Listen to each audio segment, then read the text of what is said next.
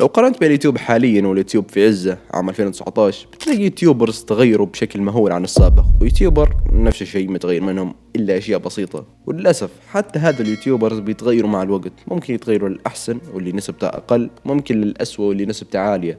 والسؤال اللي نبغى نجاوب عليه هو ليش اليوتيوبرز يتغيروا هذا التغير؟ والحقيقة في أكثر من سبب يخلي اليوتيوبر يتغير، بعضها مشهور وبعضها مختلف بين يوتيوبر وآخر، وفي كم سبب واضح ومتكرر لكل اليوتيوبر. على سبيل المثال ناخذ توبز. بدون منازع أفضل يوتيوبر عام 2019 و20 و21 هو عبد الله توبز. تنوع محتواه وشخصيته والمونتاج في مقاطع كان أسطوري. بالنسبة لي عندي سلسلته اللي هي شيء تفصل مع اليوتيوبر هي أفضل سلسلة في اليوتيوب. الرجال كان فجر يوتيوب باختصار. حتى وصلنا التاريخ 2 يونيو عام 2022 نزل توبز فيديو في قناته بعنوان وأخيرا السيت اب الجديد، وكان يوري فينا السيت اب الجديد اللي كان به مشواره في اليوتيوب، وفيديو كان طبيعي يعني. لكن من هذه اللحظة توبز تغير، نفس الشخص ولكن تغير بشكل ملحوظ، سواء من الإيديت وطريقة طرح الأفكار. قبل كنا نعرف توبز بالسكتشات اللي في بداية المقطع زي الدحيح مثلا ويوتيوبرز آخرين، ولكن تفتح المقطع بوف فيديو بدأ توبز فتح موضوع و ما نقدرش نقول لك فيديوهات خلاص ما عادش تقدر تتفرج عليهن. لا، لو كنت متابع جديد لتوبز بتستمتع بالفيديوهات، ولكن المتابعين القدامى بحسوا إن في شيء غلط، هذا مش توبز زمان. ولا الآن فيديوهات القديمة نتفرج عليهن ونستمتع بهن، أما الجدد للأسف تحسه مش توبز أبدا اللي في الفيديو. ولو بنطلع ليوتيوبر آخر وخلينا ناخده يوتيوبر يعني تغير إلى الأحسن،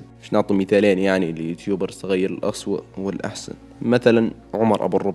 عمر كان محتواه قبل ما تقدرش تتفرج عليه أبدا، فيديو بدون هدف ولا مونتاج ولا شيء، مجرد يتكلم قدام الكاميرا وخلاص. بعد غير محتواه الانتقاد زي أخوه أحمد وقتها، واستمر فيه وكانت شخصيته متحسنة وناضجة عن قبل، واستمر فيه حتى استوعب أن في ناس ترفع عليه في قضايا لأنه يتكلم عنهم. وقت سريع، بس أنا صار لي شهرين تحت مساءلة قانونية بسبب فيديوهات معينة، ما بقدر أحكي أكثر من هيك، وجد بس دائرتي الصغيرة بتعرف بالموضوع. وهذا أيضا أحد أسباب اللي خلت أخوه أحمد يغير محتواه. وبعد كل التهديدات عمر قرر إنه ما عادش يتكلم عن الناس دي، ولكن يتكلم عن مواضيع مهمة أو صارت ترند ويبحث عليها ويبسطها لك بطريقته. وأنا شخصيا أعتبر عمر كمصدر موثوق لو في شيء صار ترند وتبي تعرف عنه، لأن البحث يدير فيه بحث عميق وقوي. خذوا فيديو ذا سيمبسون خير مثال.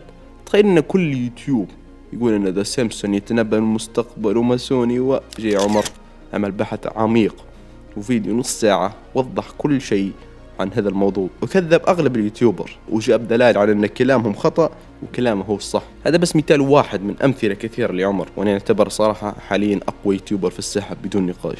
طيب خلينا نوصل لنقطتنا المهمة، ليش اليوتيوبر يتغير مع مرور الوقت. الصراحة للأسف ما فيش سبب مقنع يخلي اليوتيوبر يتغير، وفي نفس الوقت ما فيش سبب مقنع يخلي اليوتيوبر ما يتغيرش. وانا تأكدت الآن أن هذه طبيعة اليوتيوب، أن كل شخص له فترته وبيتغير في يوم من الأيام. ولاحظت شيء وأظن أن أغلبكم ملاحظة، هو أن اليوتيوبر يتغيروا لما يغيروا السيت اب متاعهم.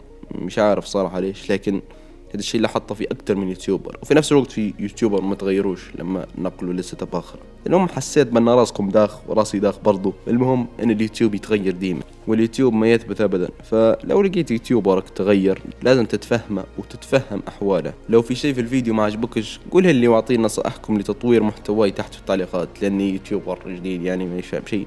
ولو وصلت حتى هنا أشكرك صراحة، واكتب شاهدت باش نعرف من كمل المقطع ومن طلع من أول دقيقة، من أول ما سمع صوت طلع. فشكرا والسلام عليكم.